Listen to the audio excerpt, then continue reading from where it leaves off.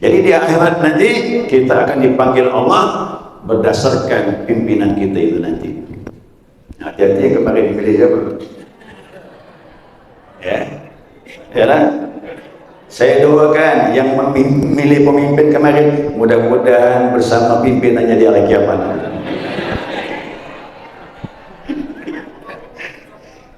Ini termasuk dalil, Pak. Ini termasuk dalil tak boleh sembarangan pilih pemimpin. Mohon maaf ya, ini Al-Quran ini, Pak, bukan main-main. Ya, Al-Quran ini. Ya. Jadi kita akan bersama mereka nanti, karena kita ikut andil bersama dia. Nah, mudah-mudahan kita pilih orang yang baik. Kumpul kita bersama orang yang baik. Maka jangan pilih menang kalah, tapi lihat kualitas orangnya. Kita lebih selamat dulu. Ya, ini bukan menakutkan, memang begitu. Ya, memang begitu Al-Quran. Ini baru satu dalil, masih banyak dalil yang lain mengenai selektif dalam memilih siapa yang kita ikuti. Maka dalam tarekat begitu, selektif betul, jangan sembarangan milih guru. Kalau salah, salah juga gitu.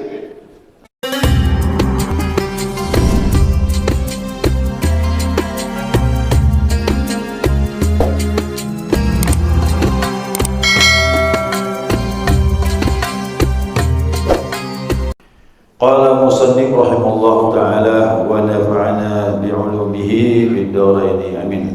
Jamaah sekalian rahimakumullah, assalamualaikum warahmatullahi wabarakatuh.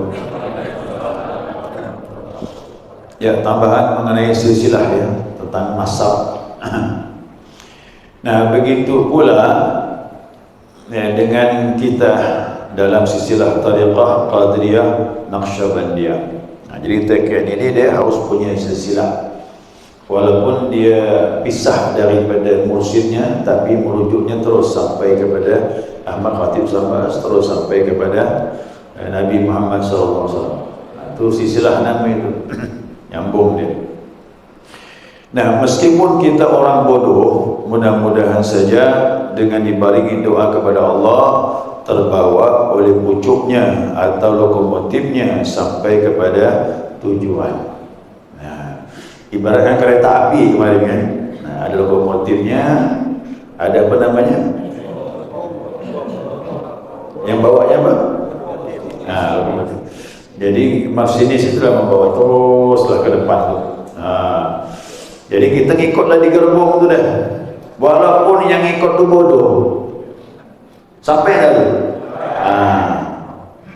Itulah istilahnya, tak perlu pintar tasawuf ni. Yang penting bersihkan hati, biar bodoh nanti jadi pintar. Ya, karena ikut orang yang pintar, yang cerdas, imannya kuat sampai tujuan. Ya, sampai tujuan. Saya masih ingat dulu. Ini tak apa-apa, karena saya dapat pelajaran dari Abah Ali. Dia bilang apa? Malu gak rasanya? Diangkat wakil talqin, bukan kiai, bukan ustaz. Dia ngaku ngomong sama Abah Anu, "Bah, saya ini gimana? Bodoh saya. Gimana bisa bawa ini untuk mengajar orang lain, bimbing orang dengan zikir ini?" Abah jawab, "Bodoh lebih baik," gitu. Dengar tuh, bodoh lebih baik. Itu jawab. Ternyata orang ngaku bodoh lebih selamat daripada ngaku. Tasawuf begitu Bapak Ibu. Siapa merasa dirinya lebih ilmu, lebih dermawan, lebih kaya, lebih semuanya, itu penyakit namanya itu. Maka dalam tarekat ini, udahlah, biar bodoh tak apa-apa, lebih baik ngaku bodoh dan ikut kepada orang yang sudah dekat kepada Allah. Naik kereta api, dia bawa kereta api, ikut, insya Allah sampai tujuan. Ya, tujuan itu kepada siapa?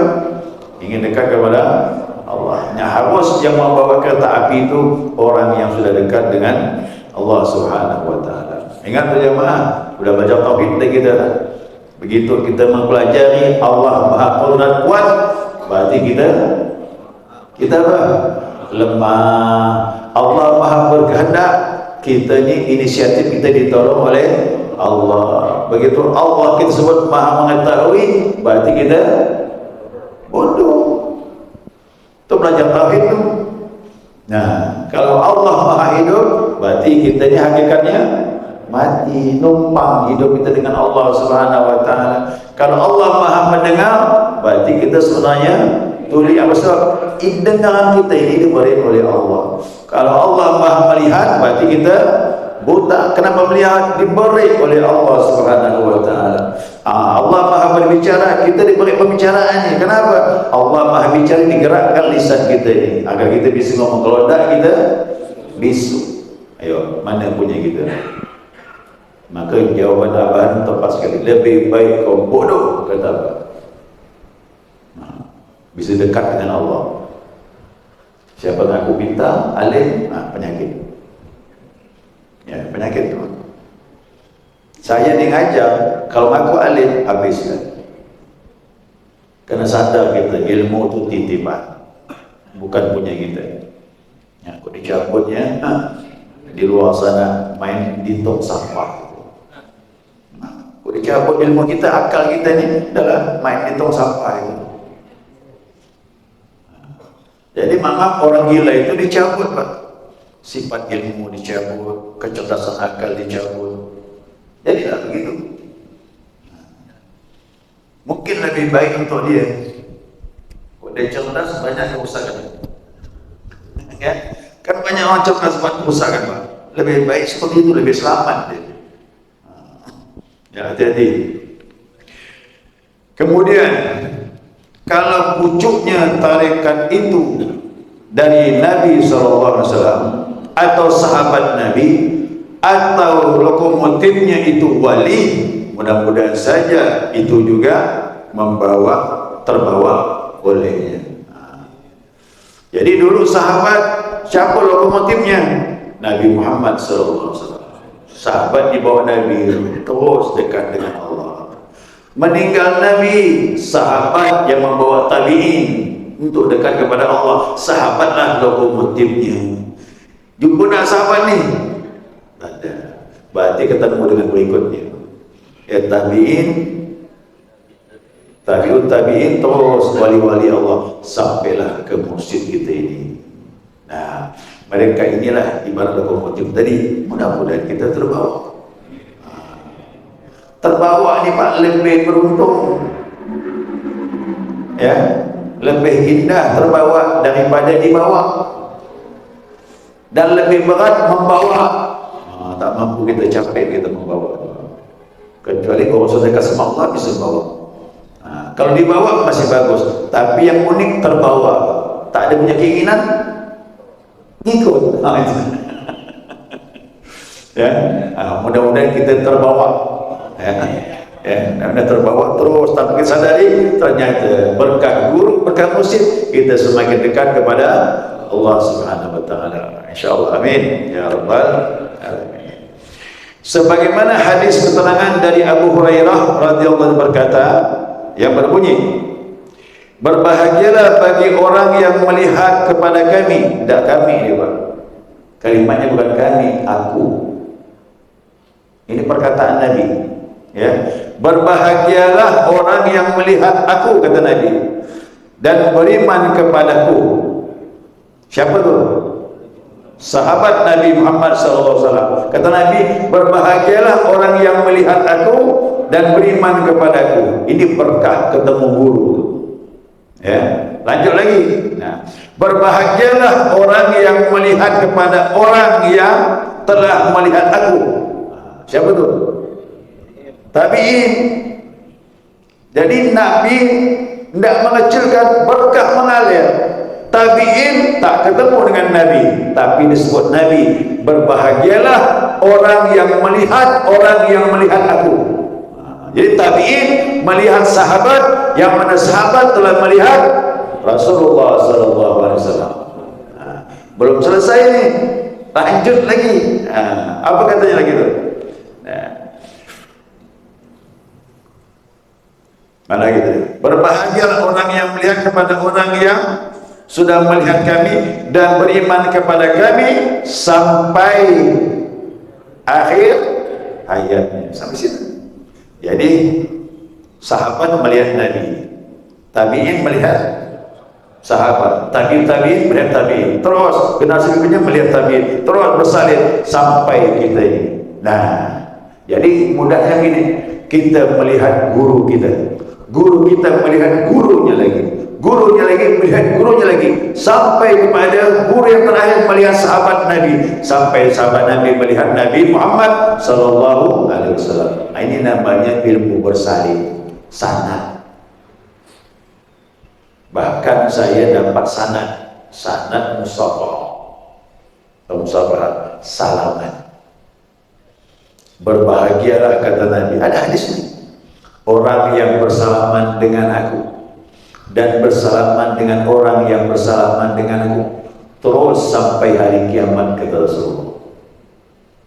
Jadi saya dapat sanad salaman dari guru ke guru sampai Nabi Muhammad SAW. Sampai salaman pun ada sanad. Jadi yang ada pakai salaman sama saya nyambung dah tuh. Nyambung terus. Ya, kan gitu. Terus sampai kepada Nabi Muhammad sallallahu alaihi wasallam. Sampai salaman pun bersanad. Makanya orang dahulu ngambil berkah dengan salaman itu. Apalagi kitab gitu kan. Ustaz Wani Mahmud Ayamani mengambil sanad kitab Bukhari Muslim dengan guru dia. Guru dia mengambil dengan gurunya lagi bersalaman, ambil kitab itu. Terus sampai kepada Imam Bukhari. Imam Bukhari bagaimana? Mengumpulkan hadis-hadis dari gurunya sampai kepada Nabi Muhammad sallallahu alaihi wasallam. Insyaallah luar biasa. Nah, makanya perlu sanad, apalagi rohani. Roh kita harus bersanad, ada guru kita. Ya, insyaallah. Mudah-mudahan apa dulu? Ya, malah ada hadis dari Abu Hurairah radhiyallahu berkata yang menerangkan sebagaimana berikut: mengagungkan Allah di hari kiamat kepada manusia yang dibariskan ke surga dari berbagai silsilah. Oh, ternyata nanti kita masuk surga rombongan. Ya, dari hadis ini berarti masuk surga rombongan. Masya Allah, bersilsilah. Termasuk mengagungkan Allah, ikut orang-orang yang bersilsilah sampai kepada Nabi Muhammad sallallahu alaihi wasallam. Nah, itulah saya katakan dulu saya dengan guru saya itu sebelum dia meninggal itu, mudah-mudahan nanti kita bersama-sama di sana. Kalau itu Pak, sedih saya itu, dari dia mau meninggal ngomong gitu lagi, tambah sedih rasanya. Nah, karena guru saya ini tidak satu, ada berapa orang. Nah, tapi semuanya orang-orang yang ikhlas. Saya tahu betul. Saya ngajar dia, maaf saya diajar dia itu tanpa pernah mandang apapun, tak ada pamrih. Ya, karena kita yang malu dididik oleh dia, itu namanya ikhlas. Nah, waktu itu yang belajar cuma 4 orang, diajarnya sampai gugur 3, tinggal seorang hewan. Ada dia malu dia. Tapi akhirnya karena ikhlasnya dan mengajar kami, Pak, Bu, jamaahnya semakin ramai setelah itu. Maka saya ngikut dia. Murid saya dulu 3 orang. Itu pun 3 tahun. Kok tak betul Pak, lari kan? Tapi dia bilang, guru saya bilang, ajarkannya lah, biarpun 3 orang, supaya ilmu bertambah. Ada ajarkan. Tak peduli apa yang terjadi. 3 tahun, 3 orang ya. Kok saya bilang, yang aku lihat wajah kau ni bertiga ya, terus 3 tahun. Yalah ikut guru dulu gitu. Kami berempat, gugur satu. Akhirnya 3. Sampai saya malu kan. Masih terus sekali saya, sekali tinggal sholat. Ya. Itulah berkahnya, insyaallah. Ya. Jadi dia bilang, saya ngajar karena Allah, bukan karena jumlah. Makanya kadang-kadang ada ustaz nengok sepi, dah lah tak jadilah. Kan itu. Tak boleh kita pandang itu ramai ke sepi ke aja. Abah Ali memberi ilmu, biar satu orang berjam-jam dia nyampaikan itu. Benar. 1 jam, 2 jam kadang sendiri kita disampaikan. Semangat dia nyampaikan. Kalau saya itu mau gak nyampaikan, tapi makin mondok sampai 2 jam.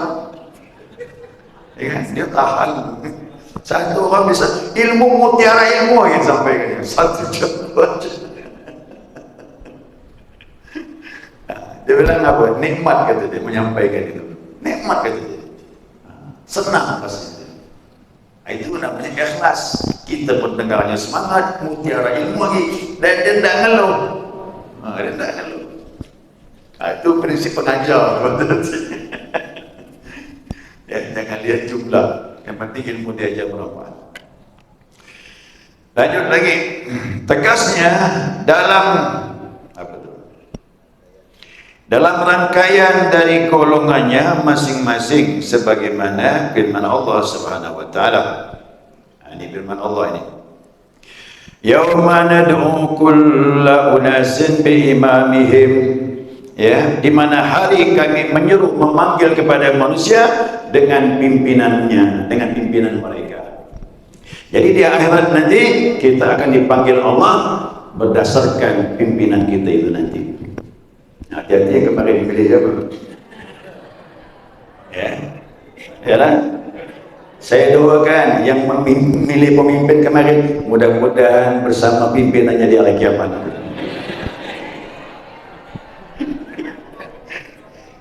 Ini termasuk dalil, Pak.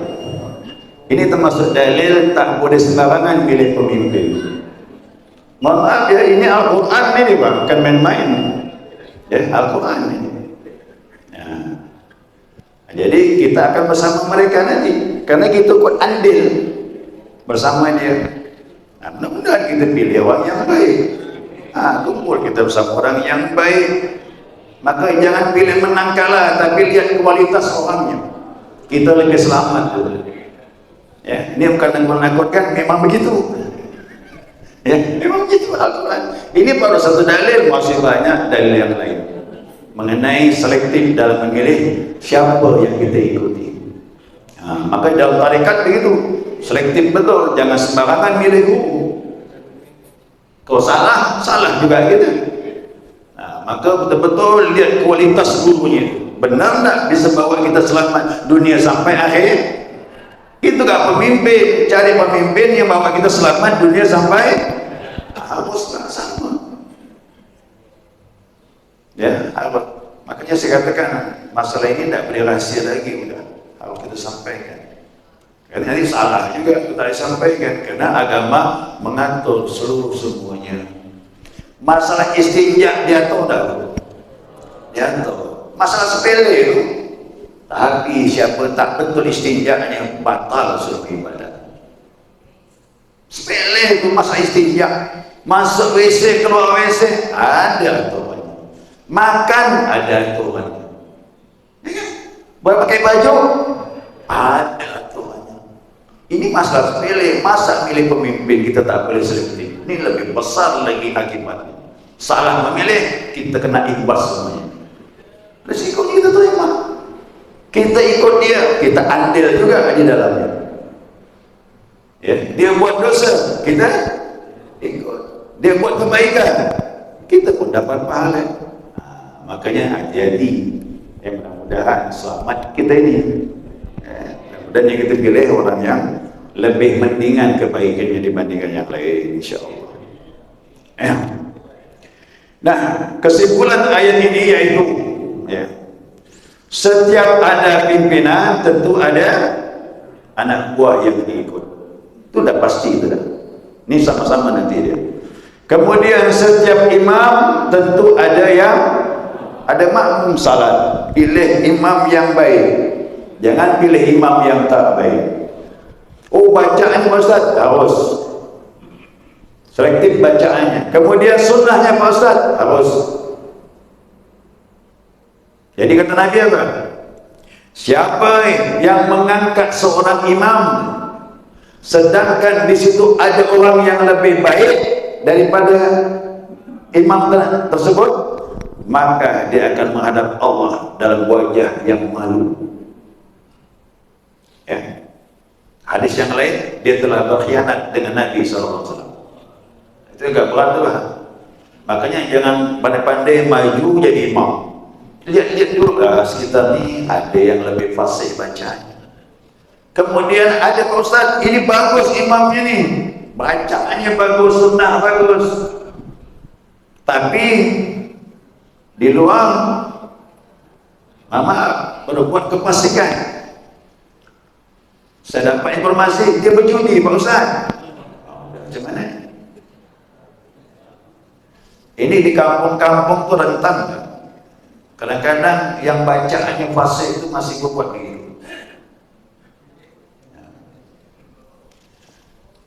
Di kampung Arang dulu saya bilang jangan ambil dia jadi baca Quran untuk acara maulid. Oh, dia baca bagus Pak Ustaz. Tapi kau lihat, orang kampung semua ngomong sama saya, dia tak pernah salat Pak Ustaz.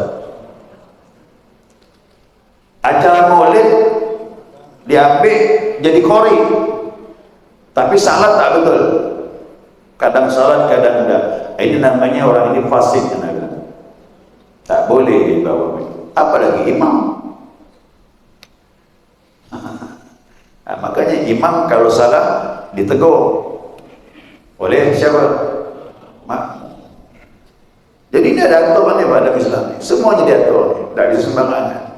Kita harus cari yang terbaik, tidak boleh tidak. Nah, setiap guru tentu ada muridnya. Yo, murid harus selektif cari guru. Jangan guru yang menjerumuskan kita. Hati-hati itu. Nah, terakhir dia bilang apa? Setiap anak tentu ada ibu bapaknya. Maka kualitas orang tua akan mempengaruhi kualitas anak dia. Nah, kemudian itu setiap tarikat ada silsilah. Maka silsilah ini harus jelas nyambung kepada Nabi Muhammad SAW, dan orang-orangnya termasuk adalah golongan wali Allah. Kalau bukan wali Allah, maka putuslah kebersihan amalan kita untuk dekat kepada Allah Subhanahu wa taala. Ya. Nah, jadi ini mohon maaf ini ya, dalam tarekat ini betul-betul ketat dan selektif sekali. Kalau salah pilih orang, batal perjalanan kita. Ya, batal perjalanan. Ya, mudah-mudahan kita istiqamah di jalan Allah ini ya, sampailah akhir hidup hayat kita insyaallah ya. Amin ya rabbal alamin. Ya, jamaah sekalian, waktu ini masih ke? Ya. Habis. Saya ingatkan kembali ya. Malam Ahad ini malam Allahumma wa bihamdika asyhadu an la ilaha illa anta astaghfiruka wa atubu ilaik.